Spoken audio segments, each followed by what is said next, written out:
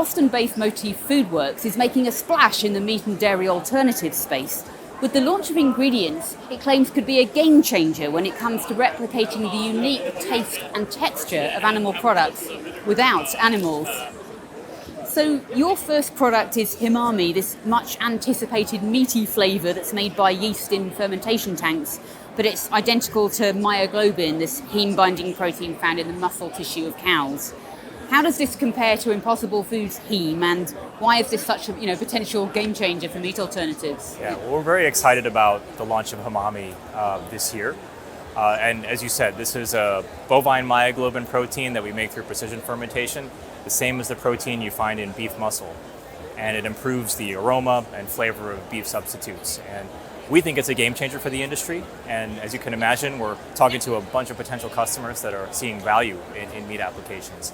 Now, compared to Impossible Foods, they use a different protein completely from what we leverage. So Impossible uses soy leghemoglobin in their products, which is derived from soy root nodules, the heme protein contained in soy root nodules. They also use precision fermentation, but it's a pretty big space, and there's lots of ways to produce materials with that technology. But our protein is fundamentally different and delivers different flavor and aroma benefits. Sure, because obviously it'd be remiss of me not to mention this week that Impossible Foods has just accused Motif of patent infringement. Can you comment on that lawsuit? Yeah, Impossible's claims don't have any basis in fact or in the law. We vehemently deny the claims in the complaint, and we plan to vigorously contest those claims through the appropriate legal channels. We're very confident that we'll prevail in any litigation. We feel this is an attempt to stifle competition on behalf of Impossible. They can see that Motif has significant momentum and is a player in this industry. So It's business as usual for us. Okay. So HEMAMI can be labelled on the ingredients list as natural flavour. This would trigger a bioengineered label, as small amounts of the genetically engineered yeast strain that you're using to make the protein could be in the final product. Is that right? And how do customers feel about this? Does it put anybody off if you have to have a bioengineered label? Yeah, I think from a labeling standpoint, you're right. Natural flavor is something we're very confident in as a potential way to label. Bioengineering and GMO, a lot of companies are having to deal with these new requirements for bioengineering labels. And what we're finding is that the taste benefit and aroma benefit that HEMAMI provides is so significant that it's really not that much of a hard sell to get consumers to buy into this and to get customers to buy into the idea. So I think that's a general theme for technology and food. People are much more willing to accept new technologies in food if their experience is elevated to a point that is game-changing. And that's what we feel HEMAMI delivers. So one of the things that's kind of interesting in this emerging space, it's coming up in the dairy category as well, is that if you've now got sort of real animal proteins, if you like, made without animals, so I guess you can say they're vegan because no animals were involved in the production of your protein. But will hardcore vegans want to eat something that's plant-based but that's got myoglobin in, even though it's nowhere near a cow? Yeah, it's an interesting question, right? It's always this conundrum about will a vegan actually want an animal experience? And in some cases, the answer might be no.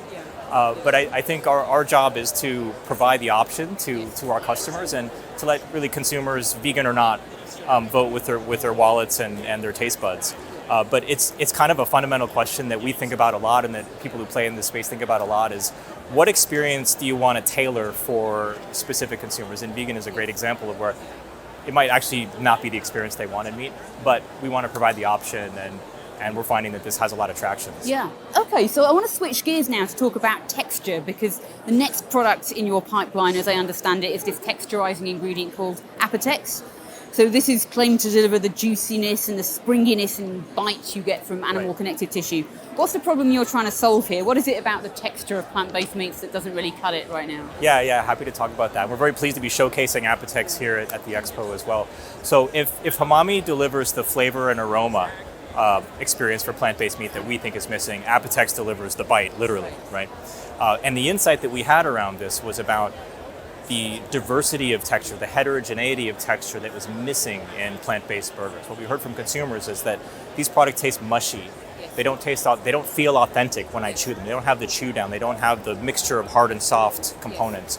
And so our insight was that the connective tissue you usually find in animal meat is missing in plant-based meats. And things like TVP, textured vegetable protein, textured soy, don't mimic that very well. So we created Apertex from the ground up using some material science insights that we had around connective tissue, and created this plant-based ingredient that improves the bite quality, juiciness, springiness, so you actually get the authentic meat chew down with Apertex. So what is Apertex actually made of? Yeah, it's made of plant-based ingredients, so plant-based carbohydrates, proteins like rice protein, konjac flour, ordinary hydrocolloids that you'd find in the industry today. So carbohydrates, fibers, plant proteins.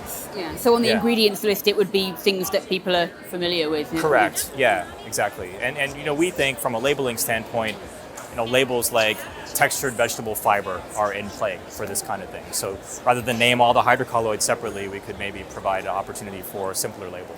This is a question that also relates to flavour as well. It's like, when do you add the ingredients in the formulation? So, for example, with HEMAMI, do you add that before the extrusion process, during it, afterwards? And the same with some of, the Apertex ingredient. Right. Yeah. Now, every manufacturer, as you know, has different process, right? But what we found so far is that for HEMAMI and Apertex, including them in the formulation at the batching stage, when you're creating the batch that goes through the processing step, that's the best place to include, right? But we work with our customers very directly on, okay, with their specific process, what's the best way to incorporate? But there's no adaptation of equipment, there's no new things required to incorporate Apertex or HEMAMI in the process. So kind of final question, kind of stepping back, obviously the meat alternative space is really hot right now, but also there seems to be a lot of Me Too products and so on, and maybe products on the market that aren't quite ready for prime time and so on. What are you bringing to this space that, could take it to the next level, if you like?